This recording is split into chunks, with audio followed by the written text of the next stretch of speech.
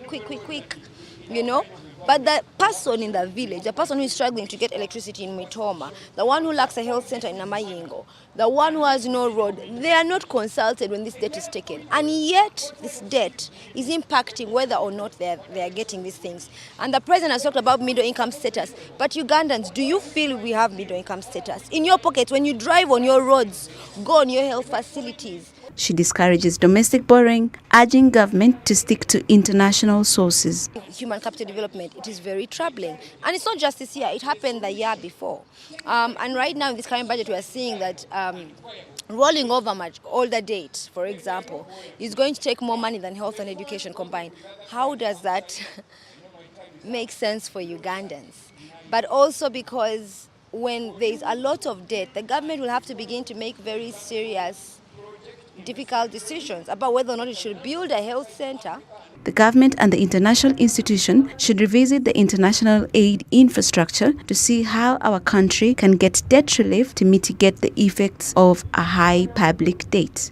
Miriam Wambete, Business Today, Smart 24 TV, driving business. All right, thank you, Miriam Wambete, for that report. Now let's move on to the integration of the East African community. Academicians and civil society groups have appealed to the first Deputy Prime Minister, who also doubles as the Minister for East African Affairs, to harmonize what they call discriminatory implementations of protocol under the East African countries. Looking at the large market across the region since the Democratic Republic of Congo joined the East African state, civil society groups have been pushing for the integration of this country. Comes after Right Honorable Rebecca Alitwala Kadaga met students at Makerere University at Makerere. Full house of students and lecturers at Makerere University as the first Deputy Prime Minister and also the Minister for East African Affairs, Honorable Rebecca Kadaga, enlightened them on the achievements and the market Uganda wants to capture in the region, especially after DRC agreed to join. That integration is actually inevitable. From where we are as a landlocked country, we need access to the sea. Now we have access to two sides from Mombasa and Tanga. If things go well, we shall have another access to the Atlantic through the port of Matadi via Congo. We are interested in market, a big market. There is a huge market of now 300 million people almost. Nearly 100 million of them are in DR Congo. The city of Kinshasa alone has 20 million people, and they are all urban. It's an entire urbanized city. That alone is a market, but has also all the other markets. So if you add the South Sudan, the Kenyans, the Tanzanians, it's really a big market. In support of Kong joining the East African community, the Vice Chairperson of the East African Affairs Parliamentary Forum, Honorable Cyrus Agon, says that this will reduce the unemployment of our youth because there will be market which will lead to industrialization. Before we got DRC into the ESC, we had an estimated population of around 183 million people. But with the coming of DRC, now we have a population of well over 300 million shillings. That is not a mean achievement, because such a population gives you the back in terms of market. Now Ugandans can produce, and if the security situation is improved, you will have a market where you are going to sell your goods. When you have a market for the goods, I can tell you automatically, you will now have employment for the youth. But where the industries are not working, production is low, there will be nobody to provide you with the jobs. Government alone cannot employ everybody. However, the academicians decried the discriminatory manner in which the other member states implement the protocols. Byambwenu Peter, the head of Citizen Mass Campaign, while at the launch, said that government needs to sensitize people on the need of this integration. And I imagine it also applies to labor. But the truth of the matter is that while universities like Makerere opened up to admit any East African student in its premier courses like medicine, engineering, and the like, the same has not been reciprocated by our colleagues, particularly Tanzania and universities like Nairobi. In Tanzania, we have all these processes of NECTA and NACTE, which technically lock out foreigners, because you have to be local to get a NECTA number for you to apply to get into NACTE and then apply for a slot in any Tanzanian university. And it is tied to their granting system. Came up with this initiative. It's a Pan-African initiative in trying to energize us, all the citizens to come in board to accelerate themselves, to demand the integration sooner than later. Our main objective of this CMC EAC 2030, our main objectives, there are three. One, understanding the East African integration. Second objective, as demanding the integration to happen sooner than later. And then the third objective, it is people-centered and sustainability. As long as we can understand what the East Africa is all about, we demand that as we are in the middle, and then we sustain it for the benefit of the region. First Deputy Prime Minister and also the Minister of East African Affairs, Rebecca Kadaga, in her response, she assured to fix the gaps. Most difficult has been the harmonization on academics. It's not only in Kenya. Sometime back when I was at Parliament, I received, I think, 19 students who had done a law degree at the University of Rwanda, and they were trying to get to the LDC, and they said, no, you can't. And yet Rwanda is actually a Commonwealth country. But here, they said no. We tried to work by petition in Parliament and so on, and they said no. So it's an area which we need to work on. There's still a lot of protectionism in each of our countries. We need to work hard to break those barriers, but we are working on it. All right, now moving on, we head to the Medical Association, as medics are happy with salary enhancements in the new budget. Medical workers have applauded President Yoweri Museveni for his commitment to improve remuneration for the medical workers. Medics under the Uganda Medical Association now said government's move will help improve medical service delivery in the country and could increase access to professional medical services upcountry. Rona Nahabwe reports. Finance and Planning Minister Matia Kasaija earlier this week presented a 48 trillion budget for Uganda, in which he announced a 495 billion shillings enhancement on the health sector budget. This money is allocated to welfare and salary improvements for medical workers who have in recent times staged industrial action against poor remuneration.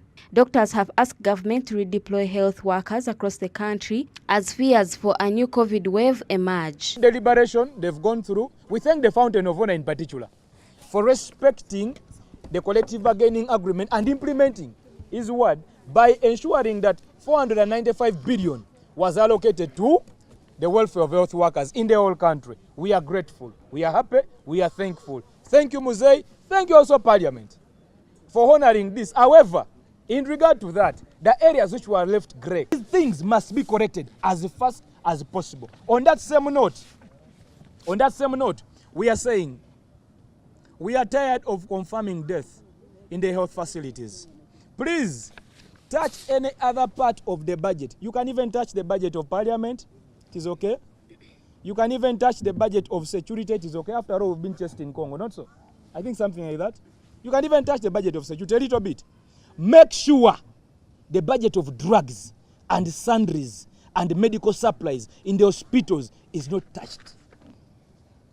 If the budget is meant to be 700 billion, can we please implement it?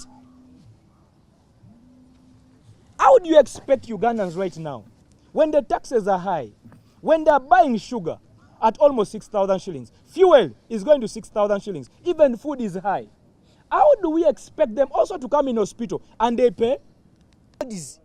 Eziri mu malwaliro nga ratio y'omulwadde ku musawo omusawo omwalina okulabirira abalwadde emitwalo 2.5 ddala bwe tujjukira n'ebigambo minisita wo bye yakozeseza Honorable Matia Kasaija titi for tat ddala kinaakola mpankuwe agambye yayongeza emisaala naye omusawo omwe asobola okulabirira abalwadde emitwalo 2 ku lunaku olwo kati osuubirayo titi for tat yongeza abasawo bano bateekeyo ere bagende mu recruiting bagende bazibeeyo gap olwo titi for tati ejja kukola ki ejja kukola naye omusawo ono wamwongeza omusaala naye ate toyongeza ku namba y'abasawo mu malwaliro kyokka atowooza titi for tati. Is that securing our future? Uganda is affected by high costs of medical care abroad, and medics want an end to medical tourism. This has pushed the sector's wage bill from 685 billion shillings to 1,028 billion shillings in financial year 2022-2023. The association has asked government to leave the budget as passed and avoid midway budget cuts. Of this month, Health Service Commission and Public Service to come out clearly and lay out, advertise, and ask for the qualified health workers to take up the different positions. We expect the staff gaps to be reduced from the 60% to at least 20%. A recruitment oye. A recruitment oye. Health sector has been allocated 3.7 trillion shillings in the financial year 2022-2023 with special enhancements for the salaries of health workers, science teachers and scientists. Ronana Habwe, Smart 24 TV, Business Today. All right, now let's move on to the next report. Now, this particular one takes us to escalating bus accidents in Uganda. Over the past 2 months, bus accidents have claimed up to 103 lives and left 295 others with critical injuries.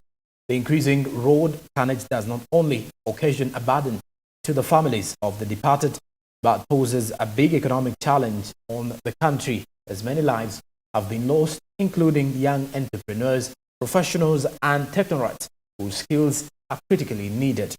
Monica Nabyonga spoke to the bus owners and traffic police chiefs, and this is what she gathered.